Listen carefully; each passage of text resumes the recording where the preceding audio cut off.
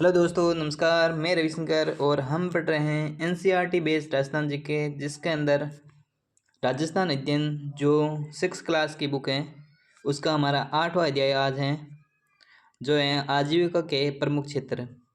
हम आज इस क्लास के अंदर 6ठी क्लास का 8वां अध्याय उसकी महत्वपूर्ण जो फैक्ट्स हैं उनको लेते हुए आज की क्लास शुरू करते हैं। तो चलिए देखते हैं। 8वां अध्याय है हमारा आज, ये हैं आजीविका के प्रमुख क्षेत्र। आजीविका के प्रमुख क्षेत्र कौन कौन से हैं उनके बारे में हम आज पढ़ने वाले हैं। तो इसके अंदर आजीविका के प्रमुख क्षेत्र 3 बताए गए हैं, जो हैं कृषि, पशुपालन और खनिज संपदा।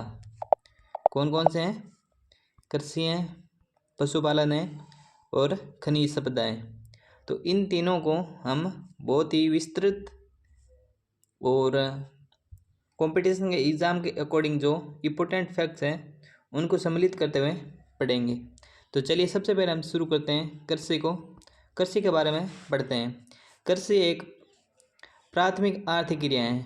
तो कृषि किस प्रकार की आर्थिक क्रिया है? जो ये प्राथमिक आर्थिक क्रिया हैं। और राजस्थान की अर्थव्यवस्था जो कृषि प्रधान अर्थव्यवस्था है, क्योंकि राजस्थान के अंदर अधिकतर लोग हैं वो कृषि कार्य में संलग्न है, इसीलिए राजस्थान की अर्थव्यवस्था को कृषि प्रधान अर्थव्यवस्था कहा जाता है। और राजस्थान के जो कृषि हैं वो अधिकतर कृषि मानसून पर निर्भर है। यहाँ की जो राजस्थान की अधिकतर कृषि है वो किस पर निर्भर है? मानसून पर निर्भर है। क्यों है मानसून पर निर्भर है? क्योंकि यहाँ पर जल संसाधनों की कमी है। क्यों है? क्योंकि जल संसाधनों की कमी है। जो जो भारत के कुल जल संसाधन है उसका 1.16% जो जल है वो राजस्थान के अंदर पाया जाता है। 1.16% जल, यानी कि ये जल की आपूर्ति के हिसाब से देखा जाए तो बहुत कम है। इसीलिए राजस्थान की जो अर्थव्यवस्था है, कृषि प्रधान अर्थव्यवस्था है, इसको मानसून पर निर्भर बताते हैं। आगे देखते हैं कृषि को मानसून का, और जो राजस्थान की कृषि है इसको कृषि को मानसून का जुआ कहा जाता है। तो चलिए क्वेश्चन ऐसे पूछे जाते हैं कि चलिए आगे देखते हैं। अब हम पढ़ते हैं कृषि के प्रकार। तो कृषि के प्रकार कौन कौन से हैं इसके बारे में देखते हैं। तो इसके अंदर सबसे पहली जो कृषि है वो है आजीविका निर्वाह कृषि। कौन सी कृषि? आजीविका निर्वाह कृषि। ये 2 प्रकार की होती हैं। आजीविका जो निर्वाह कृषि है ये 2 प्रकार की होती हैं। एक होती है परंपरागत जीविका निर्वाह कृषि और दूसरी होती है गहन जीविका निर्वाह कृषि। ये परंपरागत जीविका निर्वाह कृषि है, इसे स्थानांतरित कृषि और राजस्थान के अंदर इसे वालरा कहा जाता है। स्थानांतरित कृषि है, इसको राजस्थान के अंदर किस नाम से जाना जाता है? तो वालरा के नाम से इसे जाना जाता है। तो आजीविका जीविका निर्वाह कृषि है, इसकी जो परंपरागत जीविका निर्वाह कृषि है, सबसे पहले इसे हम पढ़ते हैं परंपरागत निर्वाह कृषि या स्थानांतरित कृषि, या फिर राजस्थान के अंदर इसे वालरा बोलते हैं। इसको हम पढ़ते हैं। इसके अन्य नाम कौन कौन से हैं? तो इसके अन्य नाम हैं जूमिंग कृषि, जो स्थानांतरित कृषि है इसको जूमिंग कृषि, कर्तन देहन कृषि भी कहा जाता है। ये दोनों इसके अन्य नाम हैं, ध्यान में रखना है थोड़ा सा। और राजस्थान के जो दक्षिणी भाग है, राजस्थान का दक्षिणी भाग, यानी महत्वपूर्ण रूप से अगर देखा जाए तो ये डूंगरपुर बांसवाड़ा के जो क्षेत्र है इसके अंदर ये स्थानांतरित कृषि की जाती है। और वहाँ पर इसको क्या बोलते हैं? तो इसको वालरा बोला जाता है। ये इम्पोर्टेंट है कि राजस्थान के अंदर स्थानांतरित कृषि को क्या बोला जाता है? तो वालरा बोलते हैं। और इसी के 2 नाम हैं, यानी कि जो मैदानी क्षेत्र के अंदर जो स्थानांतरित कृषि की जाती है उसे दजिया बोलते हैं। क्या बोलते हैं? दजिया। और जो पर्वतीय क्षेत्र के अंदर जो स्थानांतरित कृषि की जाती है उसे बोलते हैं चीमाता। ये क्वेश्चन पूछे गए हैं, अच्छे क्वेश्चन बनते हैं यहाँ से, आपको ध्यान में रखना है। उसके बाद हम इसके अंदर सेकंड देखते हैं मिश्रित कृषि। तो मिश्रित कृषि किसे कहा जाता है?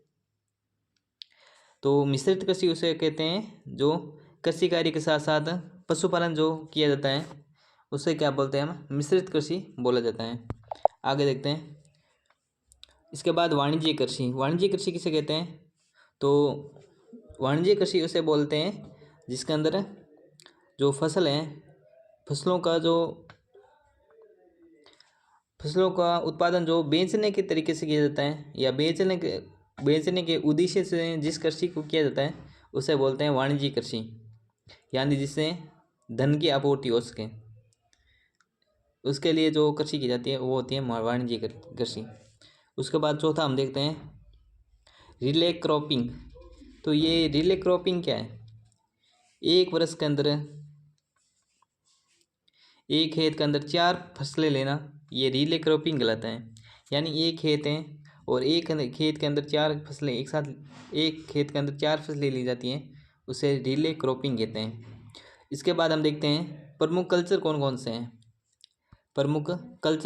हैं, और इनसे महत्वपूर्ण अच्छे अच्छे क्वेश्चन बनते हैं कल्चर से, आपको ध्यान में रखना ही रखना है। यानी ऐसे क्वेश्चन पूछे जाते हैं जैसे रेशम कीट पालन को क्या क्या बोलते हैं, तो सेरीकल्चर बोलते हैं, या फिर सेरीकल्चर किसे बोला जाता है, रेशम कीट पालन को बोलते हैं। ऐसे क्वेश्चन पूछते हैं, बेसिकली अच्छे क्वेश्चन ही है। तो अब हम देखते हैं सेरीकल्चर। सबसे पहले कल्चर कितने प्रकार, कल्चर कौन कौन सी हैं, तो सेरीकल्चर पहले देखते हैं।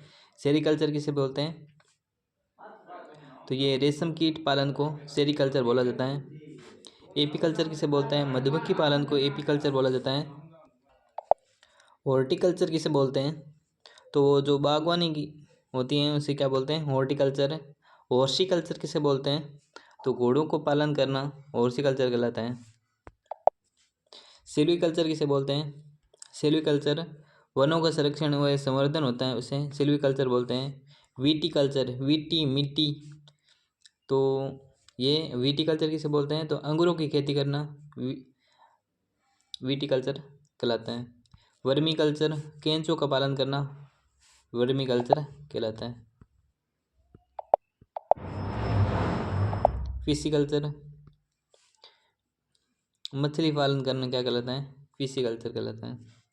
उसके बाद देखते हैं फसलों का सस्य प्रारूप, यानी जो फसल है इसका सस्य प्रारूप देखते हैं, जो रबी जायद और खरीफ है इनका। तो इनकी सबसे पहले देखते हैं बुआई। रबी की बुआई और कटाई कब होती है, तो रबी की बुआई होती है अक्टूबर नवंबर के अंदर इसकी बुआई की जाती है, और मार्च अप्रैल के अंदर इसकी कटाई की जाती है, और इसकी कटाई के तुरंत बाद जायद की फसल बोई जाती है। ये जायद की फसल ये मार्च अप्रैल के अंदर बोई जाती है, और जून जुलाई के अंदर इसको काट लिया जाता है। और जायद की फसल के तुरंत बाद खरीफ की फसल की जाती है, जो जुलाई अगस्त के अंदर बोई जाती है, और सितंबर अक्टूबर के अंदर इसको वापस काट लिया जाता है। आगे देखते हैं। सबसे पहले जो रबी की फसल है ये किस पर निर्भर है, तो ये मानसूनी वर्षा पर निर्भर है, जिसे क्या बोलते हैं, जिसे माउट बोला जाता है, और सिंचाई पर निर्भर है। यानी मानसूनी वर्षा और सिंचाई दोनों पर निर्भर होती है रबी की फसल। और जो जायद की फसल है ये केवल सिंचाई पर निर्भर है, और जो खरीफ की फसल है ये दक्षिण पश्चिमी जो वर्षा होती है उस पर निर्भर होती हैं।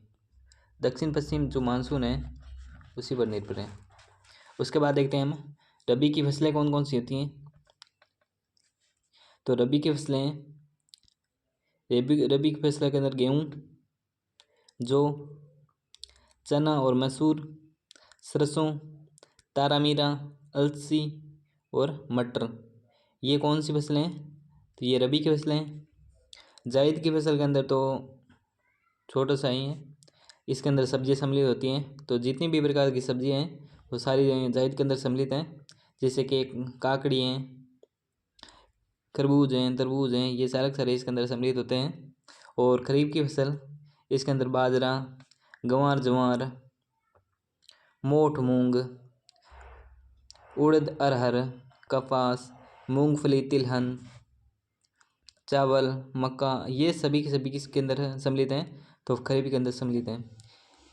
रबी और खरीफ के अंदर, रबी के अंदर तो गेहूँ आ जाता है और खरीफ के अंदर बाजरा आ जाता है। यानी कि गेहूँ के साथ जितनी भी फसलों को बोया जाता है वो सारी रबी के अंदर आ जाएगी, ये आपको ध्यान में रखना है। और बाजरा के अंदर जो भी फसलें बोई जाती हैं खरीफ की, यानी गर्मी के अंदर जो बोने वाली फसलें हैं, वो सारी बाजरा और बाजरे के साथ जितनी भी फसलें बोई जाती हैं वो खरीफ के अंदर फसलें आती हैं। उसके बाद आगे देखते हैं। उसके बाद हम देखते हैं कि सकल राज्य मूल्य वृद्धन में कृषि व समृद्ध क्षेत्रों का योगदान कितना है, तो 28.95% है। ये लेटेस्ट आंकड़े हैं जो हम देख रहे हैं 2023 से जो इसके जो आंकड़े हैं, यानी राज्य सकल राज्य मूल्य वर्धन में कृषि व समृद्ध क्षेत्रों का जो योगदान है वो कितना है, तो 28.95% योगदान है। उसके बाद वर्ष 2022-23 में खाद्यान्न उत्पादन 253.99 लाख मीट्रिक टन था। 2023-24 के अंदर खाद्यान्न उत्पादन है वो कितना था, तो 253.99 लाख मीट्रिक टन था। आपको ध्यान में रखना है, थोड़ा सा अच्छे इफेक्ट है दोनों के दोनों।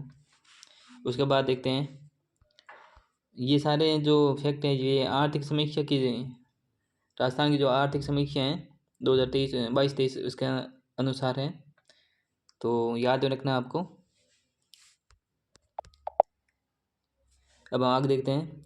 आर्थिक समीक्षा के अनुसार प्रमुख फसलों के उत्पादन में राजस्थान की स्थिति, इनके बारे में हम देख लेते हैं कि आर्थिक समीक्षा के अनुसार प्रमुख फसलों के उत्पादन में राजस्थान की स्थिति क्या है, इसके बारे में देखते हैं। तो सबसे पहले देखते हैं बाजरा के उत्पादन में राजस्थान प्रथम स्थान पर है, और इसके अंदर बाजरा का जो उत्पादन है इसके अंदर राजस्थान प्रथम स्थान पर है, और उत्तर प्रदेश जो दूसरे स्थान पर है, और हरियाणा ये तीसरे स्थान पर है। उसके बाद देखते हैं सरसों उत्पादन में राजस्थान प्रथम स्थान पर है, और इसके अंदर उत्तर प्रदेश की जगह मध्य प्रदेश आ जाता है, और इसके बाद हरियाणा तीसरे स्थान पर है। बाजरा उत्पादन है इसके अंदर राजस्थान, कुल भारत के जो बाजरा उत्पादन होता है उसका राजस्थान कितना प्रतिशत बाजरा उत्पादन करता है, तो राजस्थान इसके अंदर 41.71% जो बाजरा है वह अकेला राजस्थान उत्पादित करता है। और ये सरसों है, सरसों के अंदर राजस्थान है ये 44.57% जो सरसों है इसका राजस्थान अकेला उत्पादन करता है। उसके बाद देखते हैं मूंगफली के अंदर प्रथम स्थान आता है गुजरात का। ये आपको ध्यान में रखना है कि मूंगफली के अंदर प्रथम स्थान किसका है, गुजरात का, और सेकंड स्थान जो है वो है राजस्थान का। और राजस्थान मूंगफली का 18.91% जो उत्पादन है वो राजस्थान करता है। उसके बाद तीसरे स्थान तमिलनाडु करता है। चना उत्पादन के अंदर मध्य प्रदेश प्रथम स्थान पर है, और महाराष्ट्र दूसरे स्थान पर है, और राजस्थान इसके अंदर तीसरे स्थान पर है। यानी चना का जो उत्पादन है इसके अंदर राजस्थान तीसरे स्थान पर आता है, और 19.37% राजस्थान उत्पादन करता है।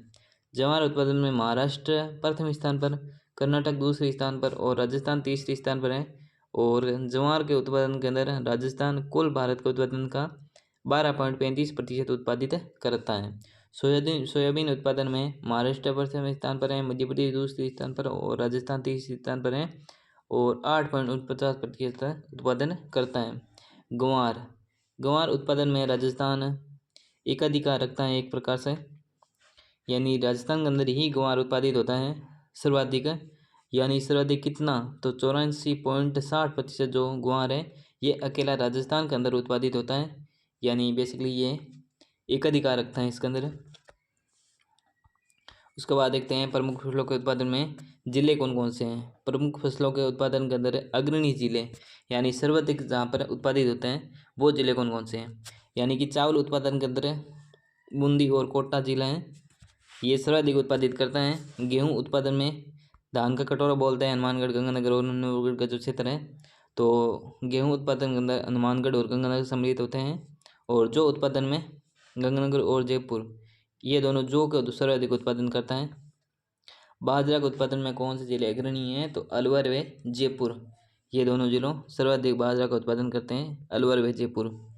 मक्का के उत्पादन में मक्का देखा जाए तो ये दक्षिण राजस्थान के अंदर सर्वाधिक होता है, तो यहाँ पर ये चित्तौड़गढ़ और भीलवाड़ा ये दोनों सर्वाधिक मक्का का उत्पादन करते हैं राजस्थान के अंदर।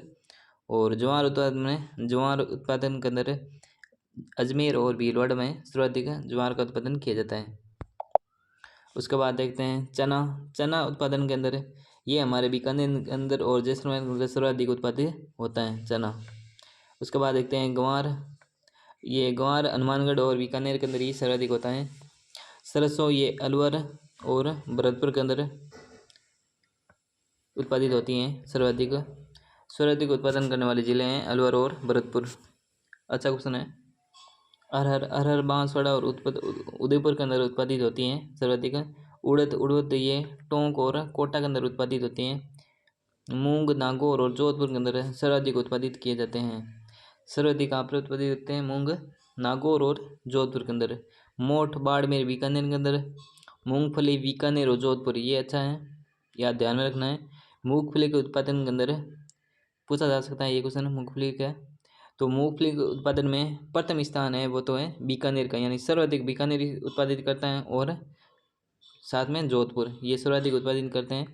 सोयाबीन एक कोटा और झालावाड़ सर्वाधिक उत्पादन होती है।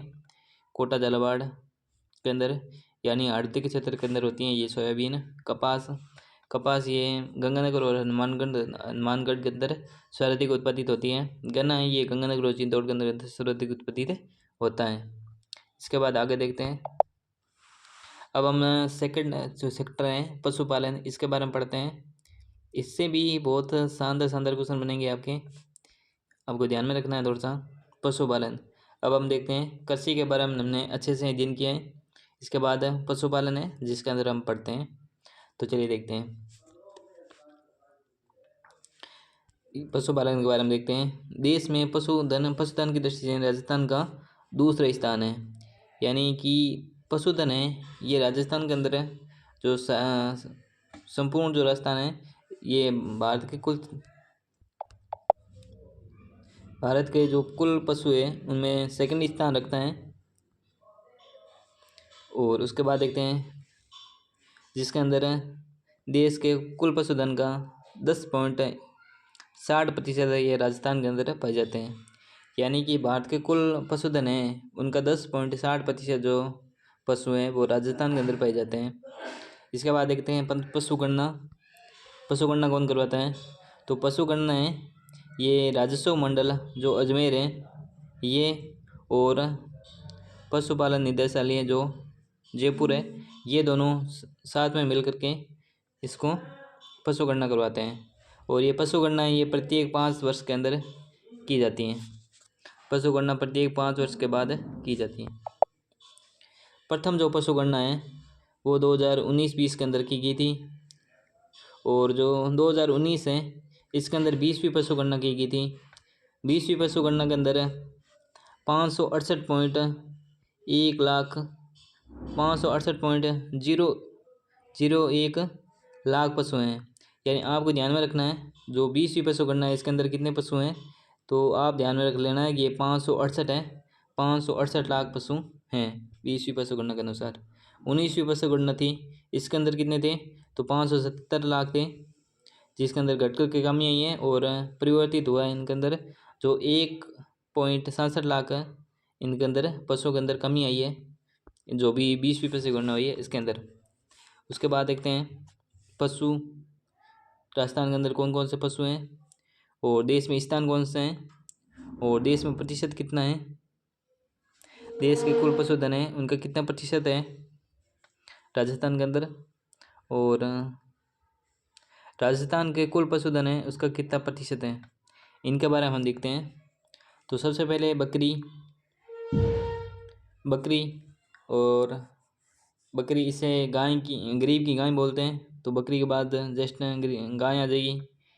तो बकरी है ये, बकरी जो पशुधन है इसके अंदर कमी आई है राजस्थान के अंदर, और जो सर्वाधिक बकरी है ये राजस्थान के अंदर पाई जाती है, यानी प्रथम स्थान रखता है भारत के अंदर ये प्रथम स्थान रखता है बकरी के उत्पादन में। और देश के पशुधन का 14% है बकरियां, ये राजस्थान के अंदर पाई जाती हैं, और राजस्थान के कुल पशुधन का 37% है। कितनी है बकरियां राजस्थान के अंदर? राजस्थान के जो 37% जो कुल पशुधन है उनका 37% बकरियाँ हैं। उसके बाद देखते हैं गाय और भैंस, ये दो ऐसे पशुधन हैं जिनके अंदर वृद्धि हुई है। बाकी सभी जो पशु हैं इनके अंदर कमी आई है। दो ही जो हैं गाय और भैंस, इन दो के अंदर वृद्धि हुई है। जो गाय है इसके अंदर राजस्थान का, देश के अंदर इसका स्थान कौन सा है, तो 6ठा स्थान है आता है। और देश के कुल पशुधन का 7.24% पशुधन ये गाय है, ये राजस्थान के अंदर पाई जाती हैं।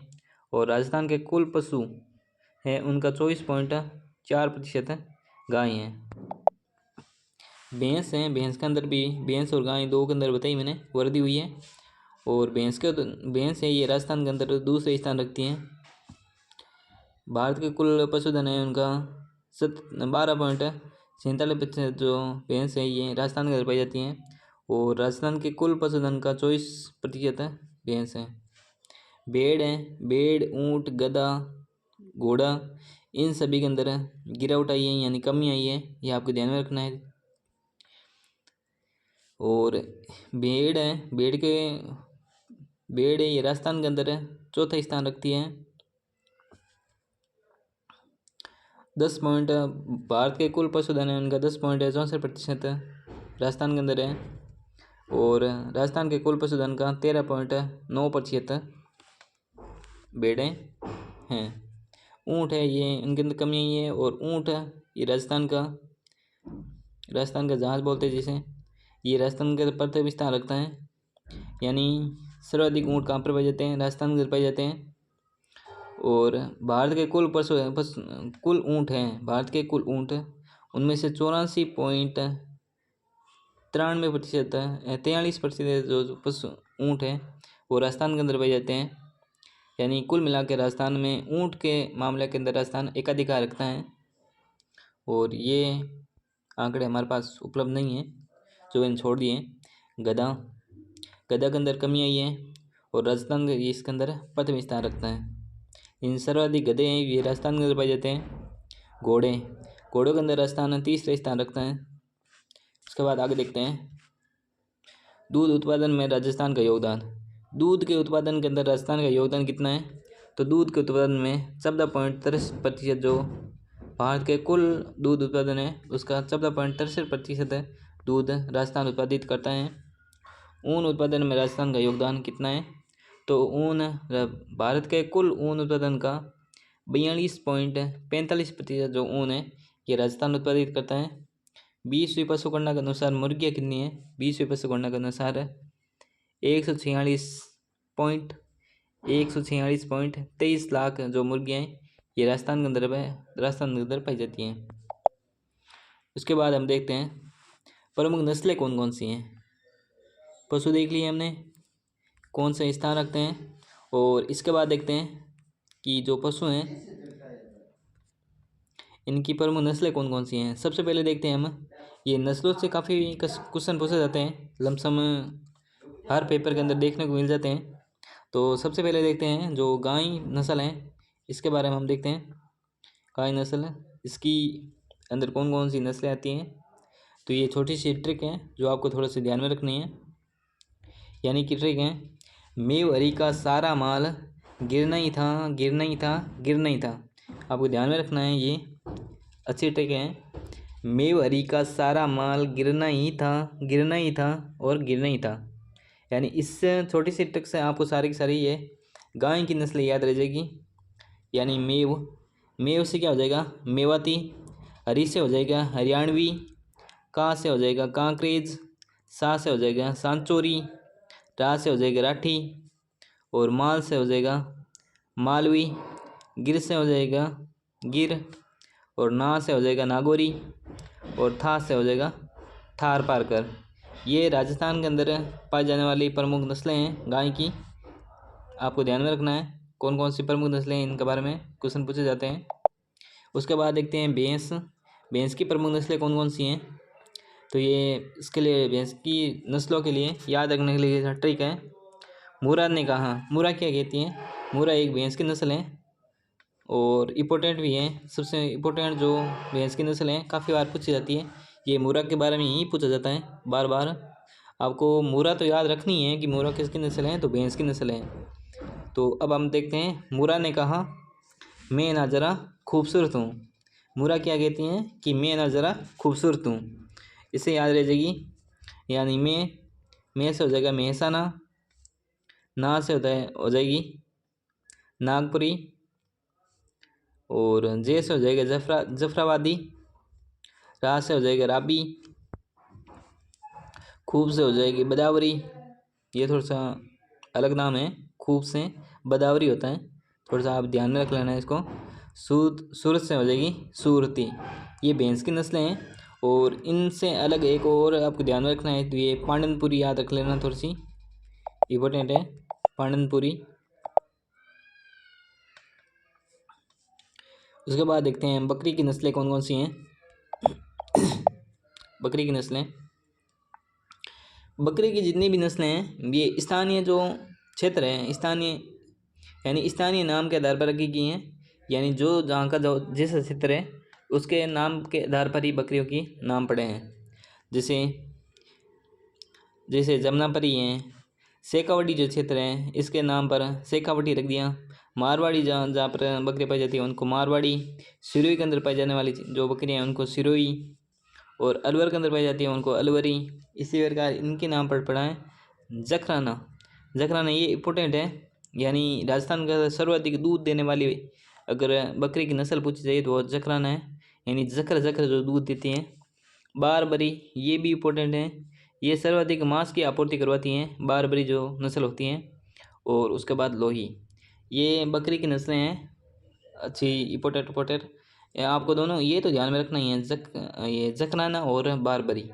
सर्वाधिक दूध देने वाली बकरी कौन सी होती है, जखराना, और सर्वाधिक मीट की आपूर्ति करवाने वाली बारबरी। चलो आगे देखते हैं। अब हम देखते हैं भेड़ की नस्लें कौन कौन सी हैं, इनके बारे में देख लेते हैं। भेड़ की नस्लें, ये ट्रिक ध्यान में रख लेना। ये ट्रिक है, खेरी मामा नाम सोचो बापू जैसा।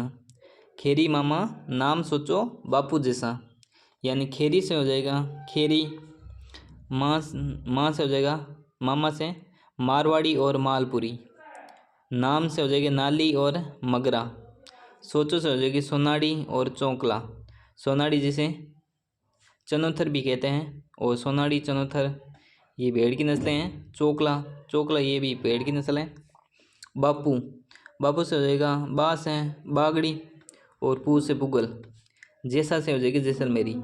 ये इम्पोर्टेंट जो भेड़ की नस्लें होती हैं ये हैं, आपको ध्यान में रखना है, यानी छोटी सी ट्रिक ध्यान में रख लेना। खेरी मामा नाम सोचो बापू जैसा। आगे घोड़ों की नस्ल, घोड़ों की 2-3 नस्लें ये आप ऐसे याद रख लोगे, जैसे मालानी, मारवाड़ी और काठियावाड़ी, ये घोड़ों की नस्ल हैं, ध्यान में रखना। उसके बाद ऊँट की नस्लें कौन कौन सी हैं, तो ऊँट की नस्लें भी अच्छी हैं, आपको याद रह जाएगी, स्थानीय नाम के आधार पर ही हैं ऊँट की नस्लें भी, जैसे जैसलमेरी, बीकानेरी, गोमठ, नाचना, सिंधी, अलवरी, कच्छी, गुर्रा, केसपाल, जोधपुरी। वैसे आपको ये ज़्यादा डिफ़िकल्ट नहीं है, याद ही है आपको। आगे देखते हैं। अब हम देखते हैं जो थर्ड सेक्टर हमने लिया था खनिज, उसके बारे में हम देखते हैं। खनिज के बारे में थोड़ा सा पढ़ लेते हैं, जो इम्पोर्टेंट जो फैक्ट बनते हैं। यानी राजस्थान को खनिजों का अजायब घर कहा जाता है।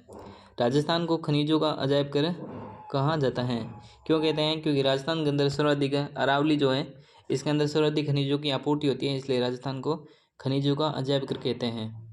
राजस्थान के अंदर 81 प्रकार के खनिज पाए जाते हैं, जिसके अंदर 17 धात्विक हैं, 39 अधात्विक हैं, और 3 ईंधन, और 22 जो गौण हैं।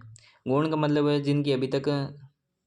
जिनको किसी गौण है, मतलब इनकी अभी तक अच्छे प्रकार से पहचान नहीं हुई है, गौण है अभी तक। यानी 58 प्रकार के जो खनिज हैं इनका राजस्थान के अंदर दोहन किया जाता है, 58 प्रकार के खनिजों का, जिसके अंदर है। अब हम देखते हैं लोहा या धात्विक खनिज है, इसके अंदर उत्पादन में दोहन में राजस्थान प्रथम स्थान पर है, और भंडारण भंडारण है, ये भंडारण के अनुसार राजस्थान के अंदर द्वितीय स्थान रखता है। यानी राजस्थान के अंदर इतना ज़्यादा भंडार हैं खनिजों के कि राजस्थान भारत के कुल उत्पादन में, मतलब भारत के कुल भंडार के अंदर राजस्थान दूसरे स्थान पर है। और उत्पादन के अंदर राजस्थान तीसरे स्थान पर है। और लोहे या धात्विक खनिज के अंदर ये चौथे स्थान पर है। लोह धात्विक खनिज के अंदर खनिजों से आय के अनुसार राजस्थान कौन सी स्थान पर है? तो राजस्थान खनिजों के आय के अनुसार 5वें स्थान पर है। देश के कुल उत्पादन में 22% योगदान देता है, राजस्थान का है। देश के कुल उत्पादन का जो 22% जो खनिज है इनका उत्पादन राजस्थान करता है। उसके बाद देखते हैं, ये बहुत ही ज़्यादा इम्पोर्टेंट है, यानी राजस्थान किस किस खनिज के अंदर एकाधिकार रखता है इसके बारे में बताया गया है। तो ये आपको बहुत ही ज़्यादा इम्पोर्टेंट है, ये तो आपको ध्यान में रखना ही रखना है कि राजस्थान किस किस खनिज के अंदर एकाधिकार रखता है। तो इसके अंदर है जास्पर, पोलेस्टोनाइट, सेलेनाइट, गार्नेट, सीसा, जस्ता, चांदी, फेल्साइट, जिप्सम। इनके अंदर ये जितने भी खनिज हैं इनके अंदर राजस्थान अपना एकाधिकार रखता है। यानी ये पूर्ण जो 100% है ये राजस्थान के अंदर पाए जाते हैं। तो ये आपको थोड़ा सा ध्यान में रखना है। यहाँ से अच्छे क्वेश्चन बनते हैं कि राजस्थान के अंदर कौन कौन से खनिजों के अंदर राजस्थान एकाधिकार रखता है। तो वो हैं जास्पर, पोलेस्टोनाइट, सेलेनाइट, गार्नेट, सीसा, जस्ता, चांदी, फेल्साइट, जिप्सम। इन सारे खनिजों के अंदर राजस्थान एकाधिकार रखता है। तो चलिए आज का सेशन नंबर यहीं पे समाप्त होता है और अब हम मिलते हैं नेक्स्ट सेशन के अंदर। तो टेक केयर।